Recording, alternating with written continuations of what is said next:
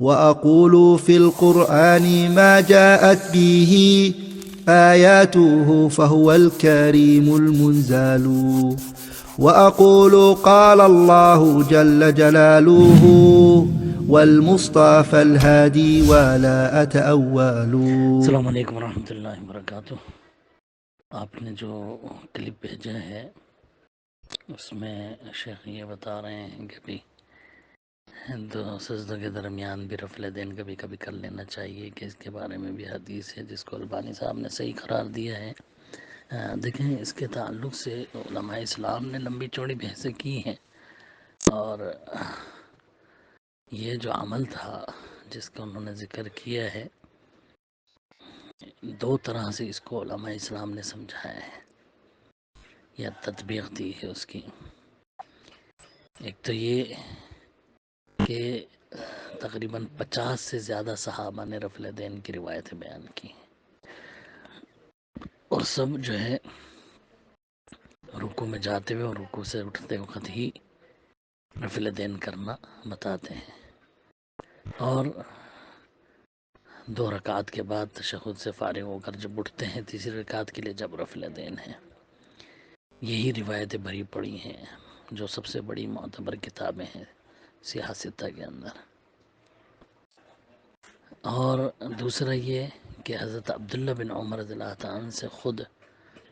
صحیح بخاری صحیح مسلم میں ہی یہ وضاحت ہے کہ جہاں وہ یہ بتا رہے ہیں کہ اللہ کے رسول صلی اللہ علیہ وسلم نے تکبیر تحریمہ کے وقت رفع الیدین کیا، کندھوں تک ہاتھ اٹھایا، اور رکوع میں جاتے وقت اسی طرح اٹھایا، اور رکوع سے سر اٹھاتے وقت اسی طرح اٹھایا۔ پھر وہ کہہ رہے ہیں اور سجدوں میں جاتے ہوئے اللہ کے رسول نے اس طرح رفع الیدین نہیں کیا، بلکہ وہاں کانا کے الفاظ کے ساتھ ہے کہ ایسا کرتے تھے، اور سجدوں کے لیے جاتے ہوئے ایسا نہیں کرتے تھے، رفع الیدین نہیں کرتے تھے۔ تو وضاحت مل رہی ہے ہمیں صحیح بخاری صحیح مسلم کی روایت سے کہ اللہ کے رسول صلی اللہ علیہ وسلم سجدے میں جاتے ہوئے یا سجدے کے درمیان رفع الیدین نہیں کرتے تھے، رکوع میں جاتے ہوئے رکوع سے سر اٹھاتے ہوئے رفع الیدین کیا کرتے تھے،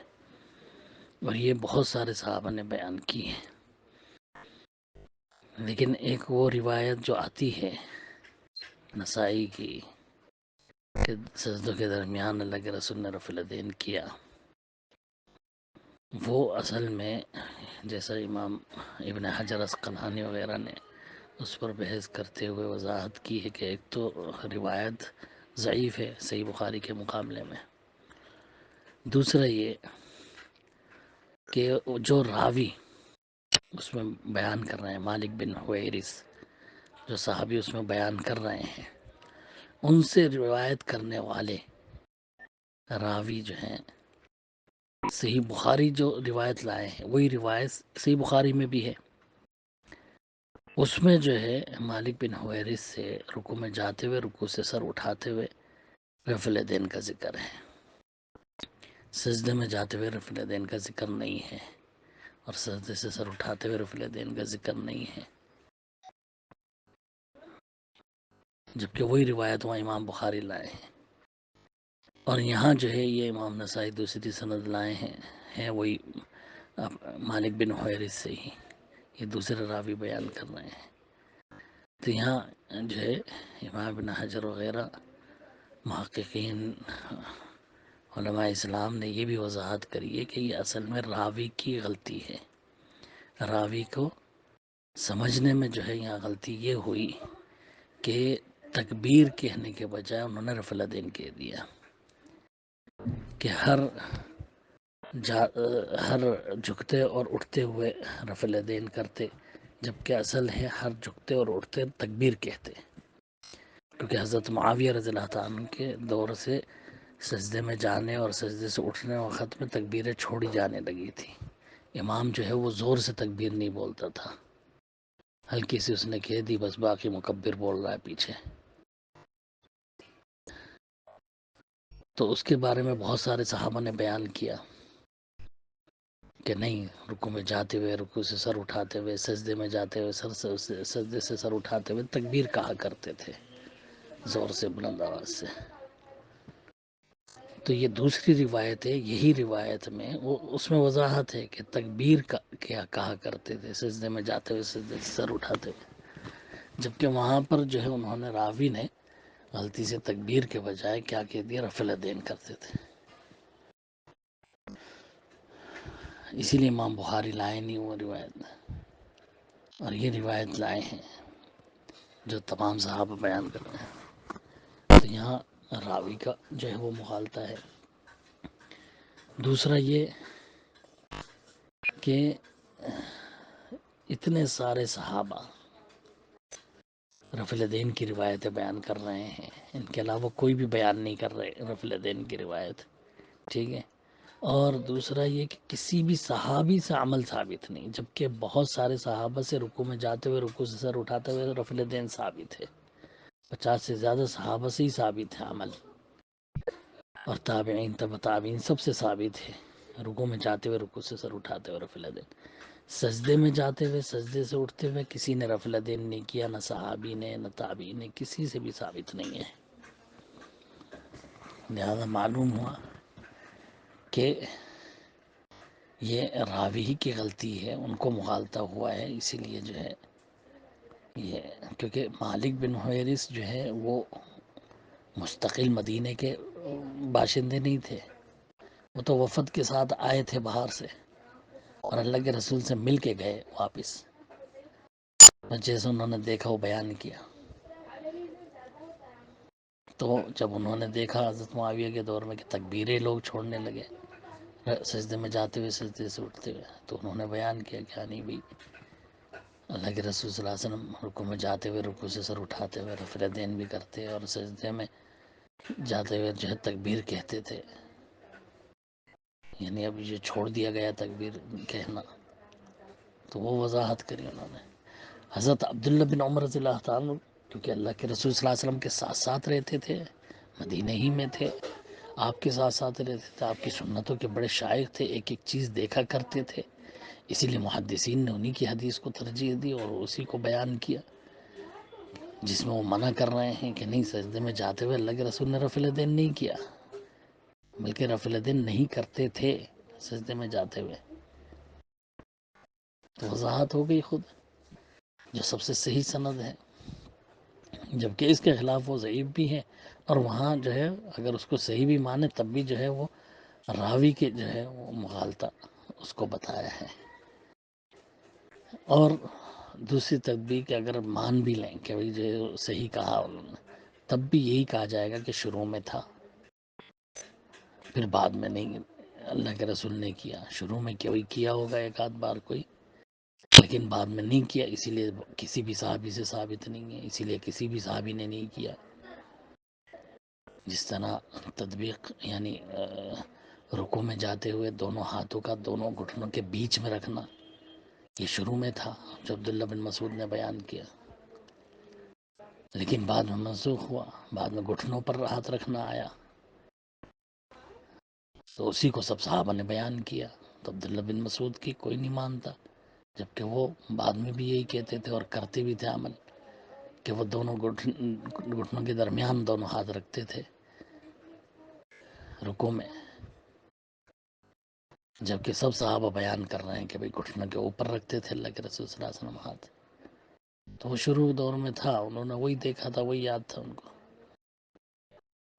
صحابہ سب ان کے مخالف. اسی طرح سے یہاں پر یہ مالک بن حویرث والی روایت کے ایک تو وضاحت مل رہی ہے صحیح بخاری صحیح مسلم کی روایت میں، دوسرا یہ کہ اگر نسائی کی روایت کو صحیح بھی مان لیں تب بھی جو ہے اس میں یہی کہا جائے گا کہ یا تو راوی کا مغالطہ ہوا، اسی لیے جو ہے کیونکہ دوسری روایت میں معلوم ہو رہا ہے تکبیر کا ذکر، یہاں رفع الیدین کا ذکر ہے. دوسرا یہ کہ اگر مالک بن حویرث ہی نے کہا ہے ایسا، تو اس وقت جب وہ آئے تھے اللہ کے رسول کے پاس شروع میں ہوگا ہی ہے، لیکن بعد میں نہیں، اس لیے کسی بھی صحابی نے بیان نہیں کیا دوسروں نے، اور کسی بھی صحابی نے عمل نہیں کیا. کسی صحابی سے تابعی سے یہ عمل ثابت نہیں ہے کہ سجدے میں جاتے ہوئے، سجدے سے اٹھتے ہوئے انہوں نے رفع الیدین کیا ہو،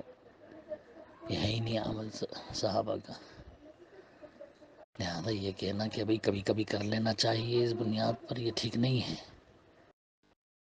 کہ وضاحت مل رہی ہے صرف عبداللہ بن عمر سے ہی نہیں بلکہ حضرت ابو موسیٰ اشعری رضی اللہ عنہ سے بھی ہے یہ وضاحت،